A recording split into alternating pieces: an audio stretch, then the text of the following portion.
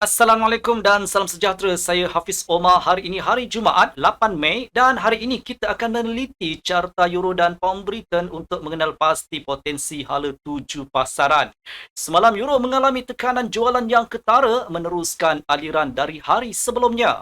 Ia gagal mencapai paras tertinggi dalam tempoh seminggu dan sekali lagi berada di bawah tekanan semasa sesi dagangan Amerika Syarikat.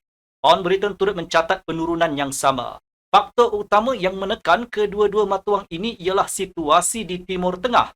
Pada hari Khamis, tentera Amerika Syarikat menyasarkan kemudahan ketenteraan Iran di kawasan pelabuhan Bandar Abbas dan Kesh sebagai tindak balas terhadap kapal Amerika Syarikat yang diserang di Selat Hormuz. Presiden Amerika Syarikat Donald Trump menyifatkan kejadian berbalas serangan itu sebagai love tap dan menegaskan bahawa beliau tidak melihatnya sebagai perang yang kembali tercetus, manakala Tehran pula menyifatkan insiden tersebut sebagai satu tindakan pencerobohan walaupun ia mengesahkan bahawa keadaan di perairan pantai kini telah kembali stabil. Setakat ini, serangan tersebut masih belum berkembang menjadi konflik yang lebih besar. Walau bagaimanapun, harga minyak terus meningkat manakala indeks saham Amerika Syarikat pula susut. Persekitaran ini telah melemahkan permintaan terhadap aset berisiko dalam pasaran mata wang sekaligus membawa kepada penurunan lanjut bagi euro dan pound.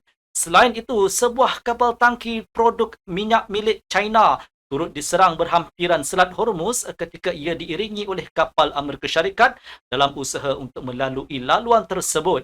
Insiden ini boleh mencetuskan kemarahan China, namun kerajaan China masih belum mengeluarkan sebarang reaksi.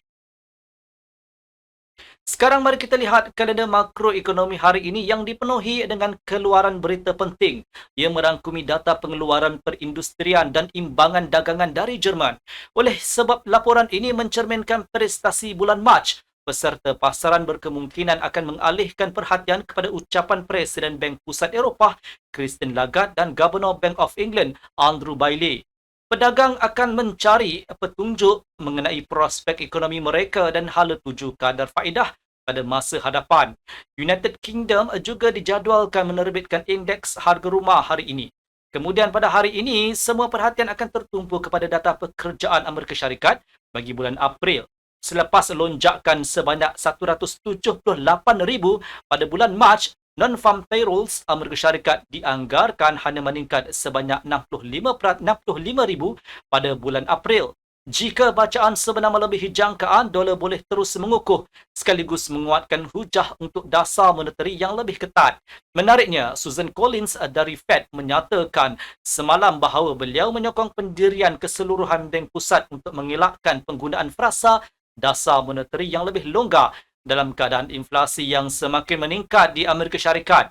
Jika data pekerjaan hari ini keluar agak kukuh, ia boleh memberikan alasan kepada Fed untuk mengekalkan pendirian dasarnya ketika ini yang seterusnya boleh menyokong dolar sambil memberi tekanan kepada euro dan pound Britain. Kadar pengangguran Amerika Syarikat pula dijangka kekal tidak berubah. Selain itu, pedagang juga mungkin akan memberi perhatian kepada ukuran sentimen pengguna dan jangkaan inflasi oleh University of Michigan. Penyimpangan ketara daripada unjuran ahli ekonomi dalam angka-angka ini boleh mencetuskan lonjakan volatiliti pasaran dengan data yang lebih baik daripada jangkaan berpotensi menghidupkan semula aktiviti pembelian dolar.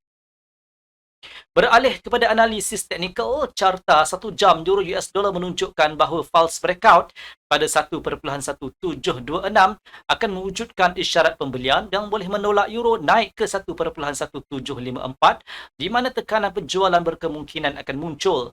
Penembusan dan pengukuhan di atas paras ini boleh membuka laluan ke 1.1778 dengan potensi kenaikan seterusnya hingga ke 1.1796. Pada paras ini, saya mencadangkan agar penjualan dipertimbangkan di rebound dengan sasaran pembetulan intraday sebanyak 15 sehingga 20 pips. Kemasukan penjualan pada 1.1778 dan 1.1754 hanya wajar dibuat selepas false breakout.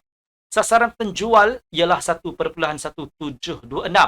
Jika data dari zon euro mengecewakan, penebusan dan pengukuhan di bawah paras ini akan menambah tekanan ke atas mata wang Eropah dan berpotensi menolak euro turun ke 1.1701 serta membuka ruang ke 1.1678.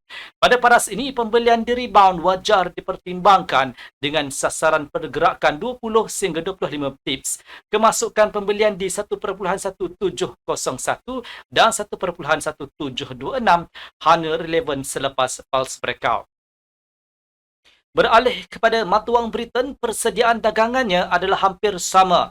Sterling mungkin memasuki pembetulan kenaikan pada awal dagangan.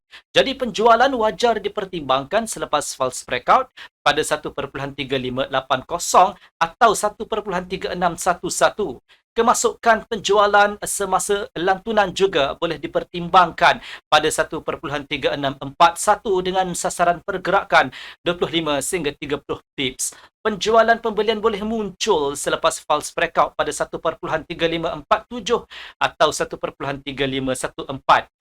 Pembelian semasa lantunan pula sesuai dipertimbangkan pada 1.3481 dengan sasaran pembetulan intraday sebanyak 25 sehingga 30 pips. Sekian video analisis dari saya Hafiz Omar dan semoga berjumpa lagi.